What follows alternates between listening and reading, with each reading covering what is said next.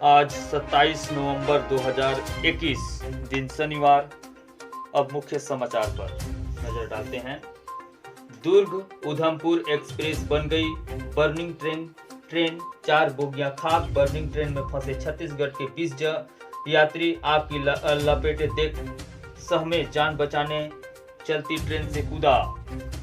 देश में 15 दिसंबर से फिर शुरू होगी अंतर्राष्ट्रीय उड़ानें।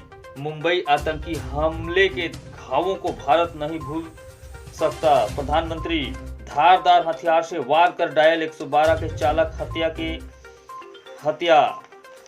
इसके बाद महायज्ञ में शामिल हो रहे हैं श्रद्धालु महेशपुर। अब समाचार बुलेटिन परमान राजवाड़े के साथ विस्तार से सुनिए।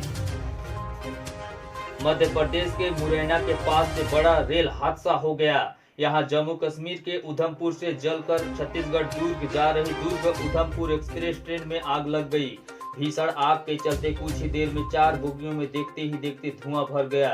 इस घटना के बाद यात्रियों में अफरा तफरी मच गई है और चीखने चिल्लाने लगे। हालांकि किसी तरह की कोई जान हानि की खबर नहीं आई है। इस समय रहते यात्रियों को बर्निंग ट्रेन में फंसे छत्तीसगढ़ के 200 यात्री आग की लपटें देख सकेंगे, जान बचाने चलती ट्रेन से कूदा। जम्मूवती से ट्रेन आ रही जम्मूवती दुर्ग एक्सप्रेस शुक्रवार को बर्निंग ट्रेन में तब्दील हो गई। ट्रेन के कंपार्टमेंट नंबर 20-848 शॉर्ट सर्किट की वजह से लगे भीषण आग से यात्रियों की सांसें अटका दी गई। ट्रेन में सवार 170 से अधिक यात्रियों ने चीख पुकार मचाना शुरू कर दिया। देखते ही देखते पूरे ट्रेन में अफरा तफरी माहौल बन गया। जान बचाने के लिए कुछ यात्रियों को चलती ट्रेन में कूदना पड़ा। देश में 15 दिसंबर से शुरू होगी अंतर्राष्ट्रीय उड़ानें। नागर विमानन मंत्रालय ने शुक्रवार को कहा कि भारत आने जाने वाले सभी अंतर्राष्ट्रीय उड़ानें 15 दिसंबर से सामान्य रूप से संचालित होगी।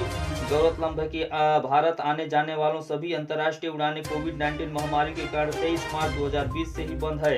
हालांकि पिछले साल जुलाई से करीब 28 देशों के साथ हुई एयर बबल समझौते के तहत विशेष अंतर्राष्ट्रीय यात्री उड़ानें संचालित हो रही है। नागर विमानन मंत्रालय ने एक आदेश में कहा, भारत आने जाने वाले अंतर्राष्ट्रीय व्यावसायिक यात्री उड़ानें फिर से शुरू होगी।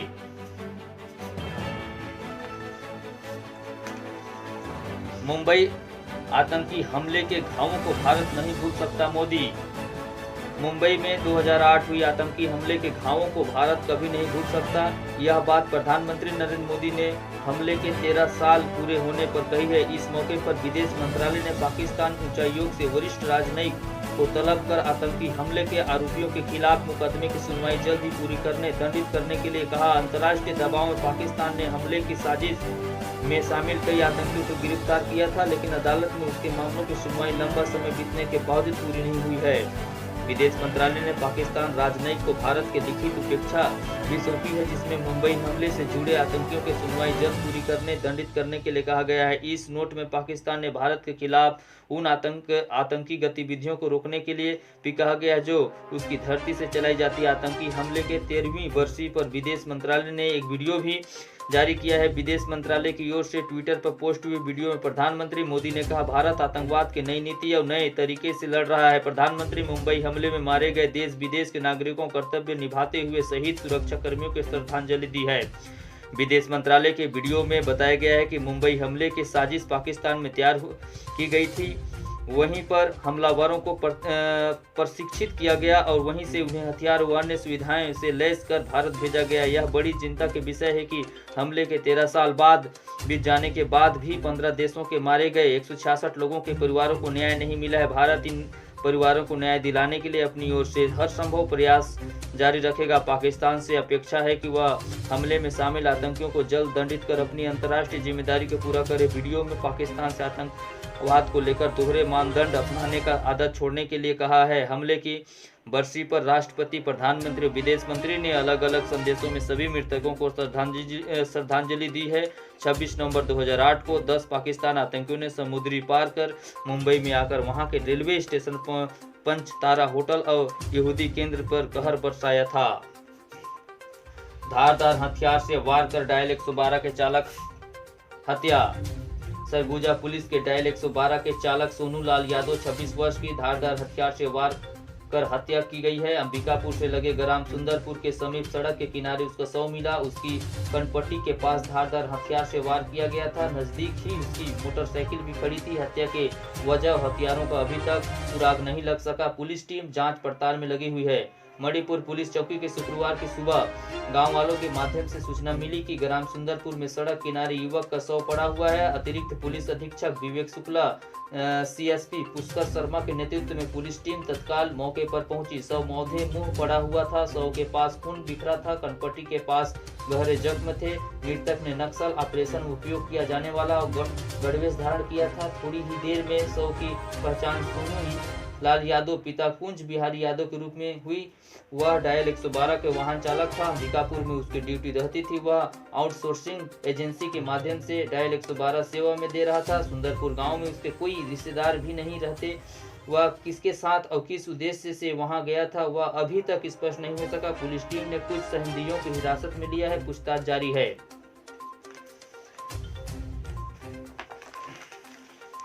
इसी के साथ अब समाचार और विस्तार से डिटेल से देखते हैं।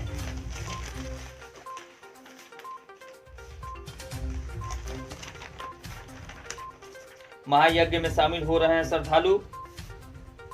महेशपुर ऐतिहासिक पुरातत्विक धार्मिक आस्था के केंद्र उदयपुर के महेशपुर में चल रहे श्री गणेश महायज्ञ में साधु संतों के पहुंचने का सिलसिला जारी है।